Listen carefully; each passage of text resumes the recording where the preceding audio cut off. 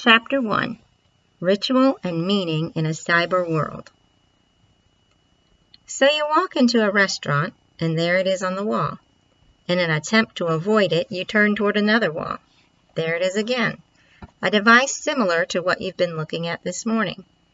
Your connection to the world is inevitable. Whether you want it or not, it is there. It is not Big Brother, you surmise, because, as you tell yourself, it does not control me. A woman in a lavender and white flowered blouse catches your attention. There she is again. I just saw her this morning. It's Kelly.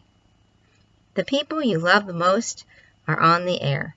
Let's face it, you have a choice. Either look at the screen or look at the screen.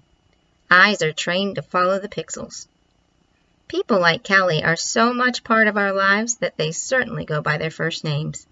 She is more than an acquaintance, and she is with you every morning of the week. We understand who we are in relationship to whom and what we see on the screen. Sitting in the corner of the restaurant is not enough, if I even wanted to escape her, which I don't want to do. There is a process that has been proven over many centuries to dissolve the self. It is known as ritual. Just as individuals are divested of social imprints and reinvested with new meanings through ritual, they too are divested of psychological character, and the soul is reinvented in the ritual space. Interestingly enough, a connection emerges between media usage and ritual. Looking at how ritual affects us helps us recognize how meaning is constructed and personhood is instantiated. Ritual has determined the life of many peoples, and media have a similar effect. Today, media devices fulfill for us the role that ritual has for many thousands of years. There are various philosophical, psychological, psychosocial, and ethical implications in the way individuals interact with media devices, even as they unwittingly participate. The deepest part of our being is touched by ritual. Our souls are caught in that space where meaning is made. Meaning is made in and through media, just as it is in ritual. Ritual serves as the source of meaning making, helps us understand our world, and has served to order our world despite all its complexities. The deepest part of ourselves is touched by ritual, which gives us significance. The term ritual may carry for many connotations of archaic religious life and ways of coping with the world. These mechanisms of coping may seem out of step with modern ways of approaching life. Nevertheless, little does anyone realize that media are doing the same thing in modern and postmodern times. Social changes are reined in by meaning, and meaning is constructed by ritual. No matter how much a person envisions themselves as an independent individual, their meaning is constructed socially. Just as Westerners conceive of the East to be Oriental, likewise we perceive ourselves as not in need of ritual. It should come as no surprise that we abhor being told that meaning is constructed outside of ourselves, by powers larger than ourselves, through cultural changes. Each person likes to believe, in a free society, that I make my own meaning. Social scientists and theorists have noted the phenomenon of social meaning construction. Lives are directed by representations in media, as Stuart Hall has suggested. I suggest something else is going on between ourselves and media which has less to do with content, like representation, and more to do with process. However, before venturing into how media in today's world shape our souls, a closer look at media is warranted. Earlier forms of media include theatrical performance, dance, songs, and storytelling. The underpinning of these ritual acts of meaning-making within the context of a community. Ritual has carried the meaning of life with all of its complexities throughout the lives of communities. The content of what persons know by way of communicating through means of ritual is years of wisdom and knowledge about embodied life.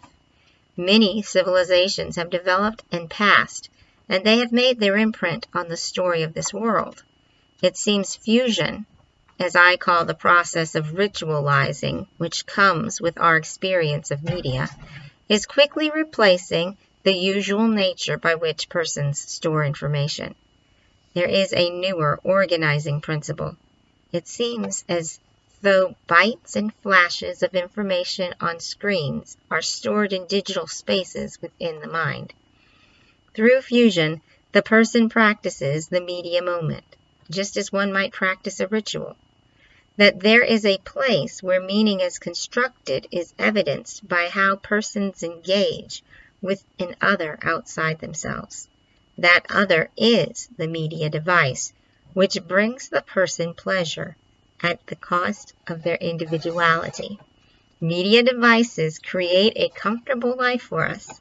They give us the ability to accomplish tasks that used to be time-consuming and difficult.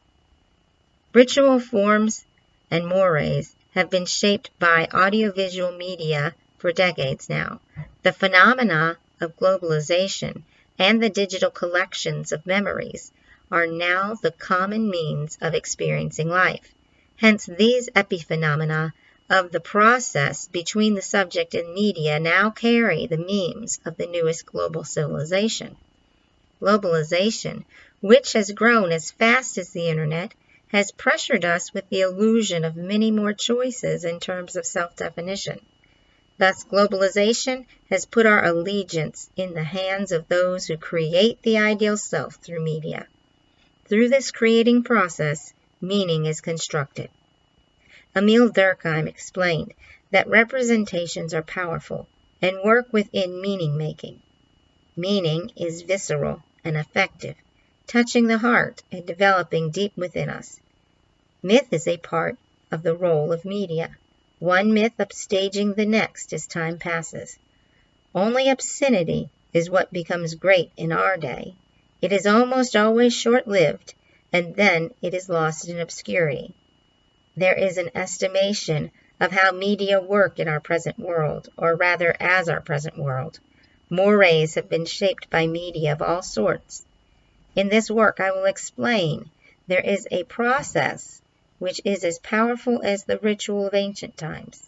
This process infuses persons with meaning that has the ability to disturb, subvert, and construct images and actions which have demonstrable effects on the very nature of our being.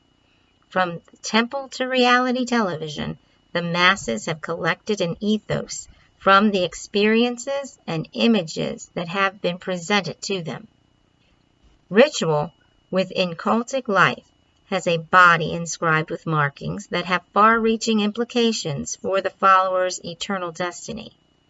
In its traditional sense, ritual has the power to determine what the participant believes about the existence of a world beyond.